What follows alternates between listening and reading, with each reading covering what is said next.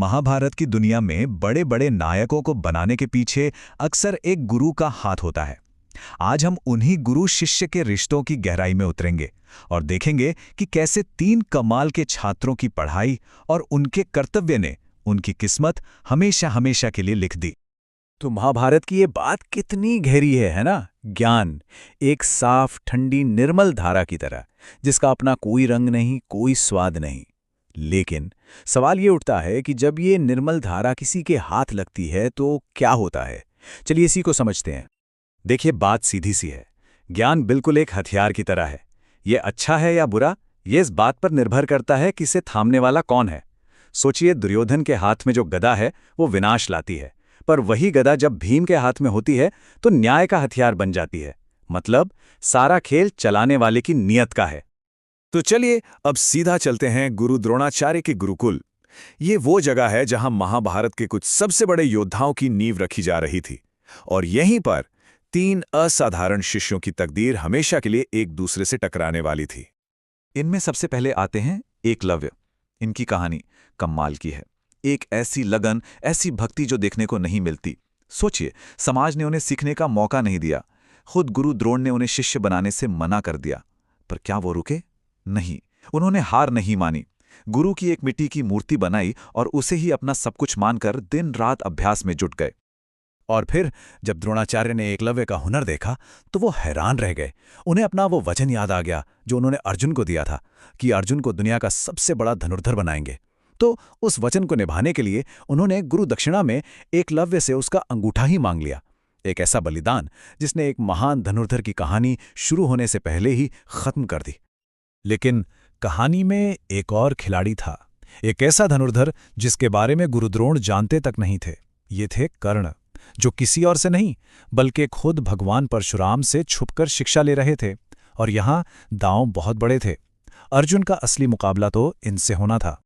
परशुराम ने कर्ण को जो ज्ञान दिया उसके साथ एक बहुत बड़ी शर्त भी थी, एक चेतावनी कि अगर कभी कर्ण ने अपने कर्तव्य को भुलाकर अन्याय का साथ दिया तो ये विद्या, ये सारा ज्ञान ठीक उसी वक्त उसका साथ छोड़ देगा जब उसे इसकी सबसे ज्यादा जरूरत होगी। मतलब कर्ण का ज्ञान एक श्राप से बंधा हुआ था।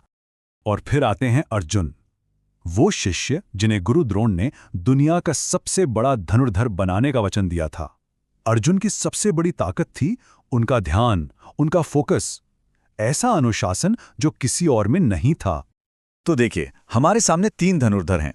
एकलव्य जिनकी शक्ति है उनकी भक्ति, कर्ण जिनकी शक्ति है उनकी छिपी हुई प्रतिभा, और अर्जुन जिनकी शक्ति है उनका अनुशासन। तीनों के रास्ते बिल्कुल अलग। तो अब असली सवाल ये उठता है कि इन तीनों में सबसे अच्छा, सबसे उत्तम शिष्य आखिर है कौन? तो चलिए अब उस परीक्षा की तरफ बढ़ते हैं जो इस सवाल का जवाब देगी। वो परीक्षा जो ये तय कर देगी कि गुरु द्रोण की नज़र में सर्वश्रेष्ठ कौन है। अब जरा माहौल को समझिए। पेड़ पर एक लकड़ी की चिड़िया रखी है। सारे राजकुमार धनुष बाण लिए तैयार खड़े हैं और गुरु द्रोण सबसे एक ही सवाल पूछते हैं। बहुत ही सीधा सा पर बहुत गहरा सवाल। तुम्हें क्या दिखाई दे रहा है? एक के बाद एक सब जवाब देते हैं। युधिष्ठिर को आकाश और पृथ्वी दिखते हैं, दुर्योधन को पत्तों में छिपी चिड़िया नजर आती है, यहां तक कि द्रोण के अपने बेटे अश्वत्थामा को भी पेड़, पत्ते, चिड़िया सब कुछ दिखाई देता है। किसी का भी ध्यान सिर्फ लक्ष्य पर नहीं है। और फिर बारी आती है अर्जुन की। द्रोण वही सवाल पूछते हैं। अर्जुन का जवाब उनकी पूरी साधना का निचोड़ है। वो कहते हैं, गुरुदेव, मुझे न पेड़ दिख रहा है न पत्ते, मुझे तो सिर्फ उस चिड़िया की आंख दिखाई दे रही है। और यही है महारथ का असली राज। एक सच्चा योद्धा, एक महान धनुर्धर, उसे लक्ष्य के सिवा और कुछ नहीं दिखता। इसी एक जवाब के साथ गुरु द्रोणाचार्य ऐलान कर देते हैं कि अर्जुन ही उनके सर्वश्रेष्ठ शिष्य हैं।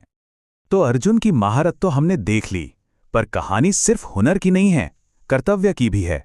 और जब बात कर्तव्य की आती है तो एक देवता को भी अपने गुरु का कर्ज चुकाना पड़ता है। सोचिए, खुद भगवान कृष्ण जब उनकी शिक्षा पूरी हुई तो वो भी इस कर्तव्य से पीछे नहीं हटे। उन्होंने अपनी गुरु संदीपनी से जोर देकर कहा कि वो गुरु दक्षिणा जरूर लेंगे। ये दिखाता है कि ज्ञान का ऋण कितना बड़ा होता है जिसे चुकाना ही पड़ता है। और गुरु दक्षिणा भी कोई मामूली नहीं थी। गुरु माता ने अपने उस बेटे को वापस मांग लिया जो सालों पहले समुद्र में डूबकर मर चुका था। एक असंभव मांग, पर कृष्ण ने इस चुनौती को स्वीकार किया। वो यमलोक तक गए, राक्षसों से लड़े और अपने गुरु के बेटे को वापस ले आए। और इसी सफर में उन्हें मिला वो महान पंचजन्य शंख। ये पांचजन्य सिर्फ एक शंख नहीं था, एक नए युग के ऐलान का प्रतीक था।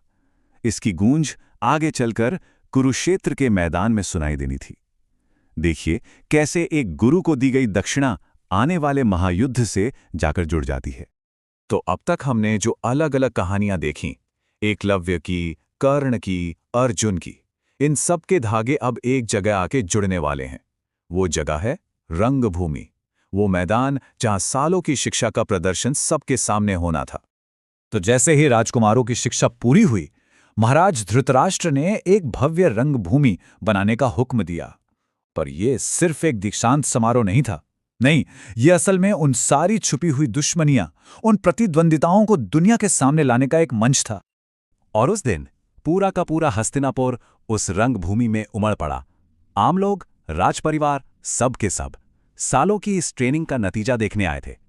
हवा में उत्साह तो था, पर साथ ही एक अनजाना सा तनाव भी था, क्योंकि सबको पता था आज सिर्फ हुनर नहीं, भविष्य भी तय होने वाला है।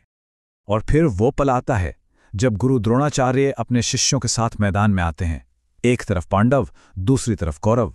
सालों की मेहनत अब परीक्षा की घड़ी थी। ये उनकी शिक्षा का अंत था और उनके भाग्य की शुरुआत। तो आखिर में सवाल यही बचता है कि ज्ञान जब एक हथियार बन जाता है तो क्या होता है? जब गुरुकुल में सीखे गए पाठ असल जिंदगी के युद्ध के मैदान में इस्तेमाल होते हैं तो अंजाम क्या होता है? बस यहीं से महाभारत के उस सबसे बड़े और विनाशकारी संघर्ष की कहानी शुरू होती है।